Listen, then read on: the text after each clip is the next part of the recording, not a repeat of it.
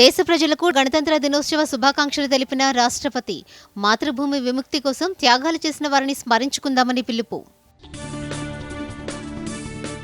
76వ గణతంత్ర వేడుకలకు ముస్తాబైన భారతావని రేపు ఉదయం ఢిల్లీలోని కర్తవ్య పథ్ వద్ద కన్నుల పండువగా జరగనున్న Republic Day parade, Secunderabad parade గ్రౌండ్స్లో జెండా ఆవిష్కరించనున్న గవర్నర్ జిష్ణుదేవ్ వర్మ.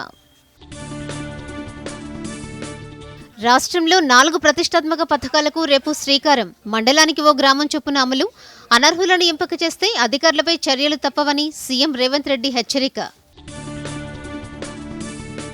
ఇండోనేషియా అధ్యక్షుడితో ప్రధానమంత్రి నరేంద్ర మోదీ ద్వైపాక్షిక చర్చలు. రక్షణ ఉత్పత్తుల తయారీ, వాణిజ్య సహకారంపై ఇరు దేశాల మధ్య కీలక ఒప్పందాలు. కృత్రిమ మేధ, ఇంటర్నెట్, డిజిటల్ మౌలిక సదుపాయాల కల్పన రంగాల్లో పరస్పరం సహకరించుకోవాలని అంగీకారం. దేశవ్యాప్తంగా ఘనంగా జరిగిన జాతీయ ఓటర్ల దినోత్సవం. ఓటర్ నమోదు ప్రక్రియలో సాంకేతికతను ఉపయోగించుకోవాలని గవర్నర్ పిలుపు.